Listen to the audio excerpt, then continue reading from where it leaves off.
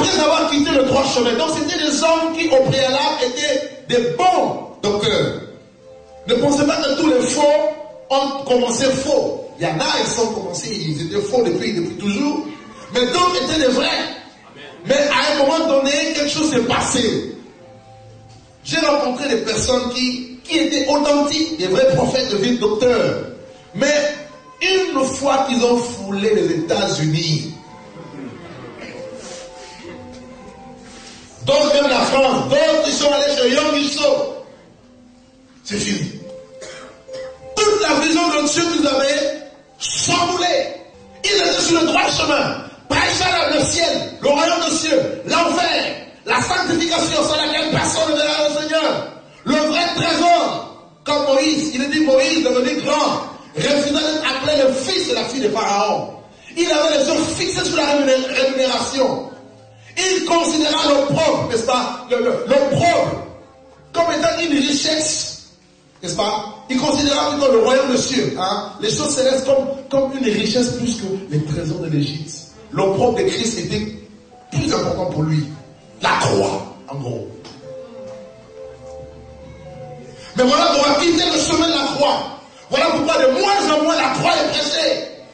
Quand on parle de la croix, on parle de la persécution. Est-ce que vous entendez dans les églises le message sur la persécution? Est-ce que vous entendez le renoncement à soi? Quel est le message qui est prôné aujourd'hui? Le succès. Tu es champion.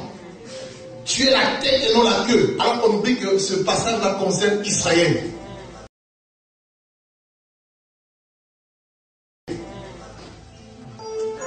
Je vous dis. Donc Romains 28 concerne Israël et non l'Église. Nous sommes la tête en Christ, oui. Mais ce n'est pas la richesse matérielle. Non. Il faut conquérir la terre. Un chrétien n'est pas pauvre. J'ai entendu au Gabon un pasteur qui disait, si quelqu'un rentre au ciel avec des babouches, Jésus va le chasser. Je l'ai entendu à la télévision, s'il vous plaît. Gaëtan Pébi. Un ami. Vous savez c'est un ami de qui? Hein? Ivan Castano.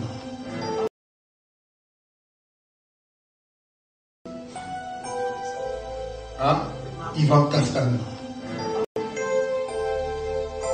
Voilà pourquoi chez Castano, on vous prêche la terre.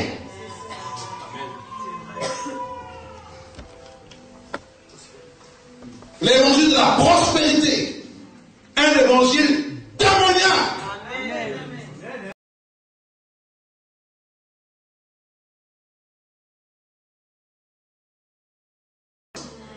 La sainteté, la repentance. Mais on nous parle de la prospérité matérielle.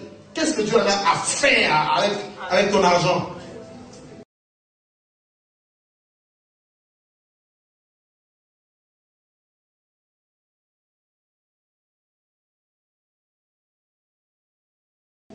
Alors il nous a dit que Balaam avait aimé le salaire de l'iniquité.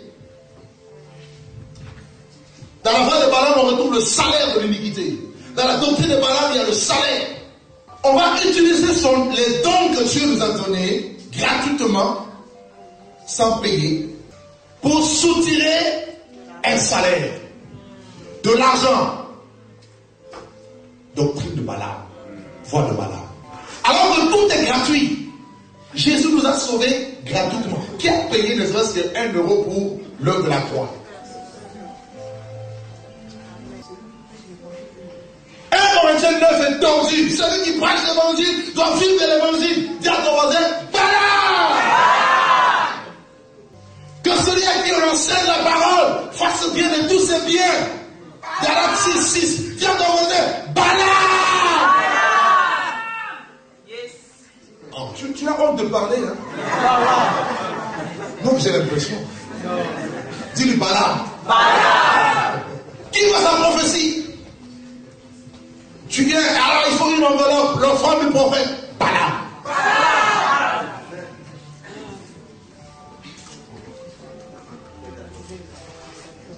Consultation. Il y a maintenant la consultation. Balaam. Est-ce que tu commences à comprendre un peu, un tout petit peu? Ils ont aimé le salaire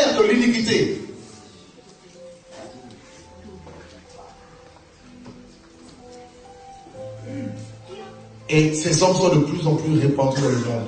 Allez au Nigeria c'est grave. À Londres, c'est grave. Aux États-Unis, c'est grave. À Paris, c'est grave. Ils sont remplis. Appel de fonds sur appel de fonds. Dieu me montre là-bas, quelqu'un a 1000 euros. Là-bas, quelqu'un, il a 500 euros. Dieu me dit, oh, femme. Ils aiment beaucoup les femmes, c'est parce qu'elles sont tellement sensibles. Et là aussi, tu vois, il y a une onction démoniaque qui vient aussi, la femme aussi.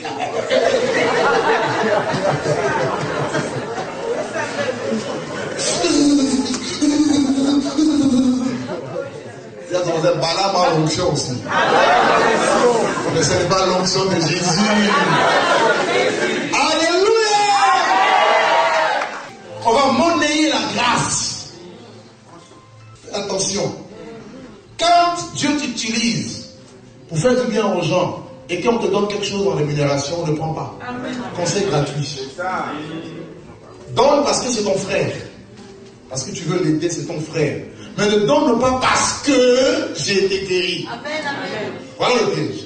Ils sont égarés, mais ils ne se rendent pas compte. Quelqu'un qui est frappé de l'esprit d'égarement, il pense être dans la vérité. Alors qu'il est déjà à côté de la plaque.